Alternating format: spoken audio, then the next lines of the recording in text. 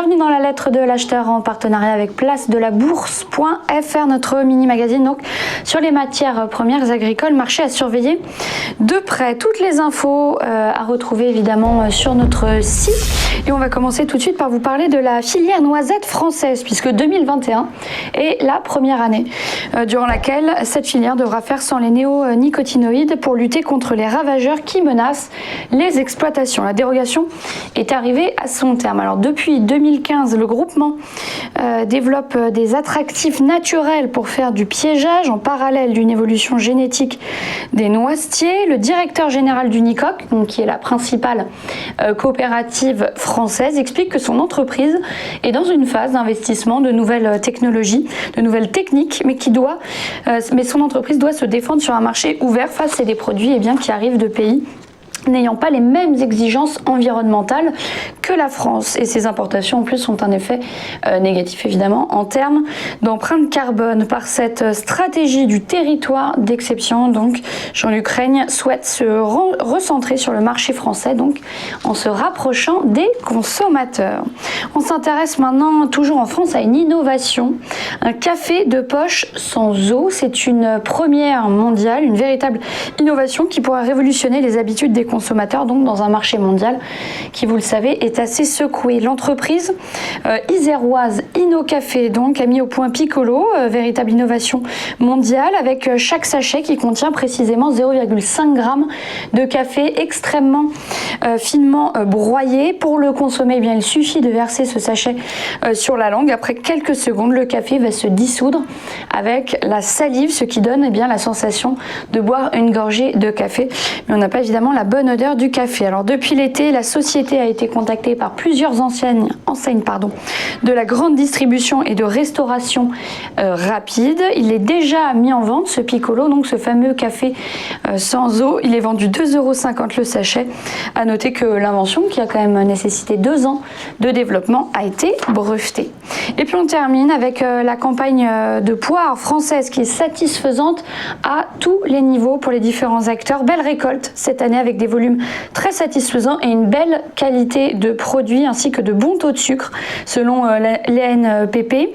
Pour autant, l'Hexagone est loin d'être autosuffisant concernant la poire. En ce qui concerne donc la production, l'offre en France reste toujours inférieure à la demande, et bien qu'il y ait des différences de prix sensibles entre les différentes origines, le consommateur accepte facilement de privilégier la poire française qui est plus chère que ses homologues. Enfin, si beaucoup de fruits et de légumes ont souffert donc de la crise sanitaire, la poire, elle, n'a pas été tellement impactée. Il n'y a pas eu de baisse de consommation.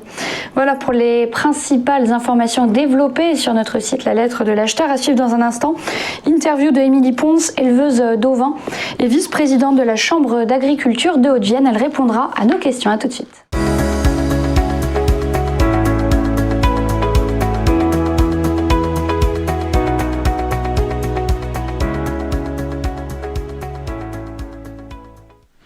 Nous sommes donc en direct par téléphone avec Émilie Ponce. Bonjour.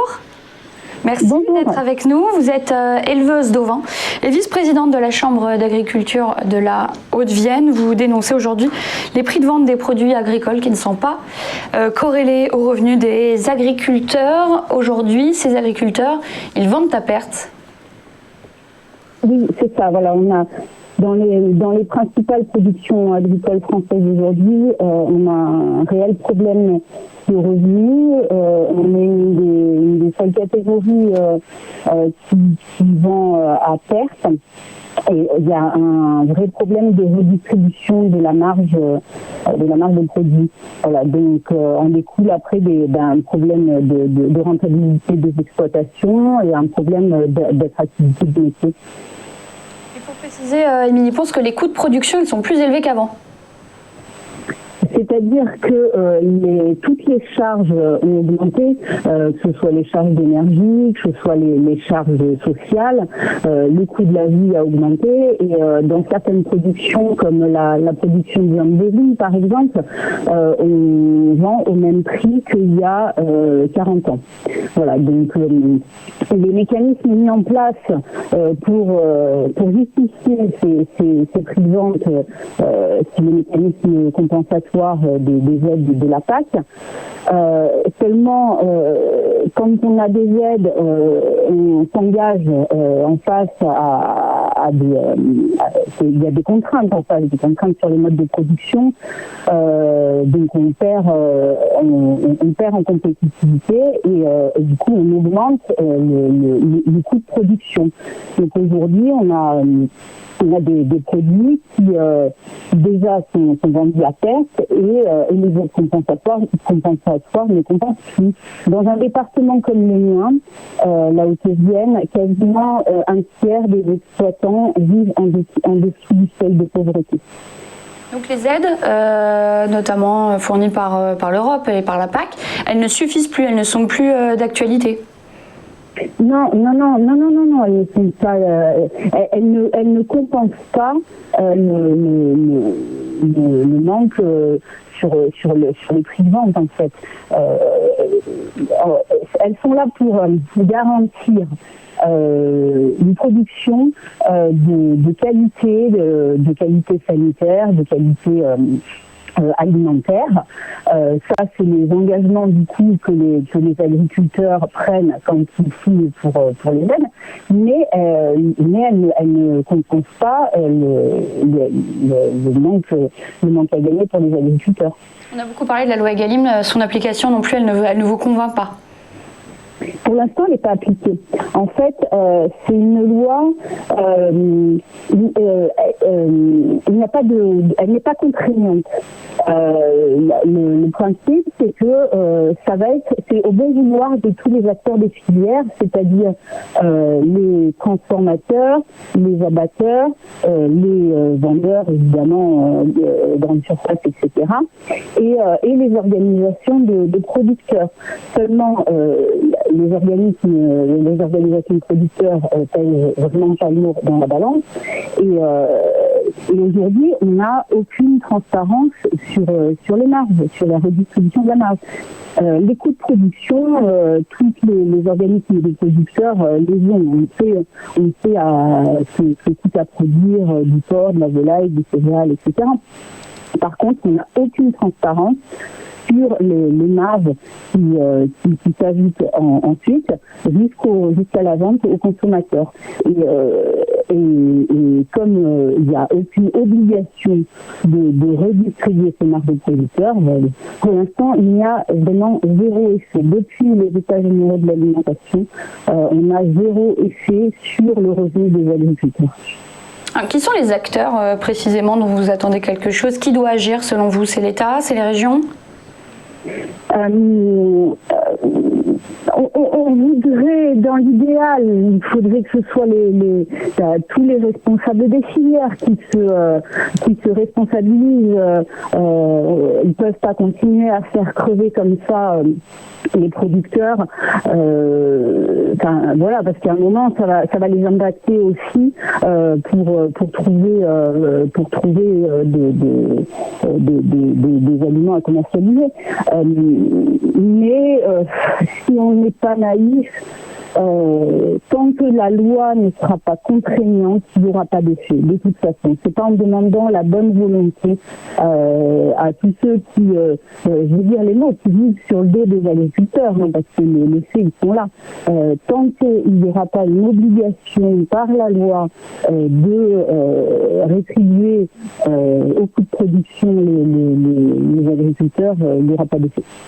Et pour conclure rapidement un mot sur la pandémie, je crois que votre secteur, le secteur ovin, n'a pas été spécialement touché, votre exploitation en tout cas, mais les effets sont déjà constatés pour d'autres secteurs très impactés. Oui, tous les secteurs qui exportent, en fait, enfin pas tous, mais les secteurs sur lesquels on a de l'exportation avec des pays tiers qui ont bloqué leurs frontières ou changé de mode d'alimentation parce que les gens restent plus chez eux, etc. Donc notamment le secteur bovin, où on n'exporte plus vers l'Italie, on se retrouve du coup avec des exploitants qui ont beaucoup d'animaux animaux en stock chez eux et il n'y a pas, pour l'instant, les débouchés sont pas ouverts et ça coûte très cher aux producteurs. Voilà, donc on a quand même un problème sur les filières exportatrices. Merci Émilie Ponce d'avoir répondu à nos questions. Merci d'avoir été notre invitée à suivre la Commo du jour.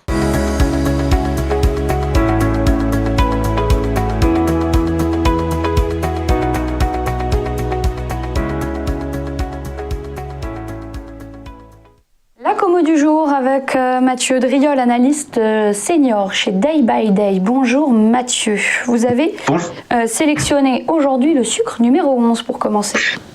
Bonjour Clotilde, oui, sucre qui vient de donner un très très beau signal de hausse sur un horizon de temps moyen terme.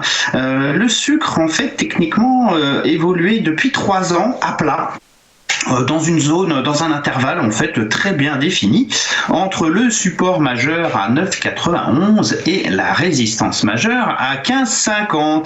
Il a testé alternativement la borne hausse, la borne basse de façon très très régulière jusqu'au milieu du printemps avec un excès baissier sous le support majeur à 9,91. Cet excès d'une certaine façon a permis de redonner un élan assez net et le rebond qui se développe depuis ce moment-là est très très bien construit. Les cours enchaînent des creux et des sommets ascendants, signe d'une dynamique ma foi très saine, avec notamment en plus de belles polarités, c'est-à-dire des anciennes résistances qui devient support. Et la semaine dernière, et puis cette semaine aussi, les cours ont réussi, pour la première fois depuis 3 ans, à sortir par le haut de cet intervalle, franchissant donc la résistance majeure à 15,50. Plusieurs conséquences à ce signal. Déjà, c'est qu'on s'attend maintenant à un nouveau potentiel haussier.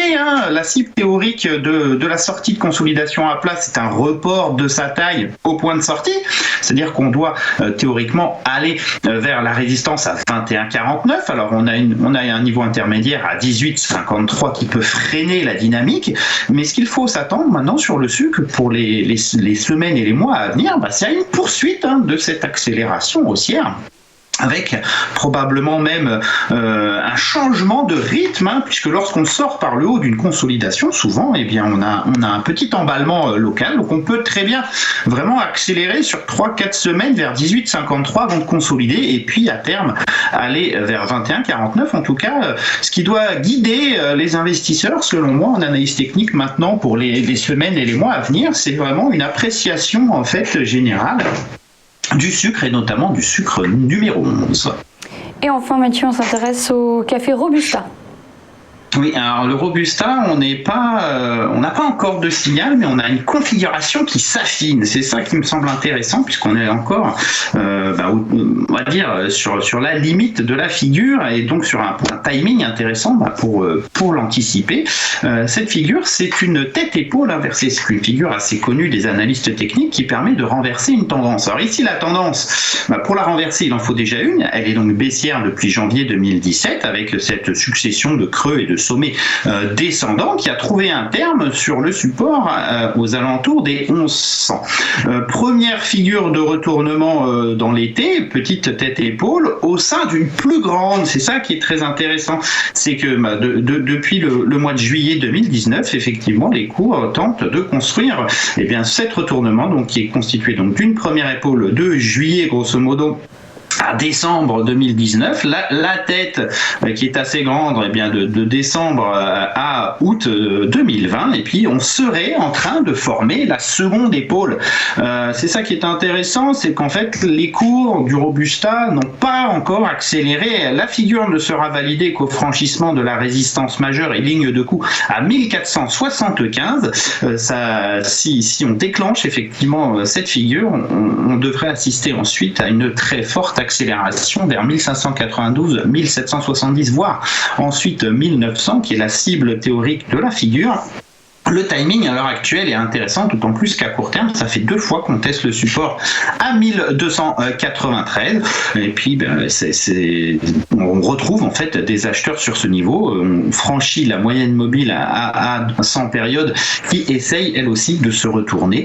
On a des briques successives qui se construisent, qui devraient permettre une franche accélération pour les mois à venir sur le Robusta. Merci Mathieu Driol pour votre analyse. C'était la lettre de l'acheteur. Merci de nous avoir suivis. Rendez-vous dans un instant pour le JT de vuedailleurs.com.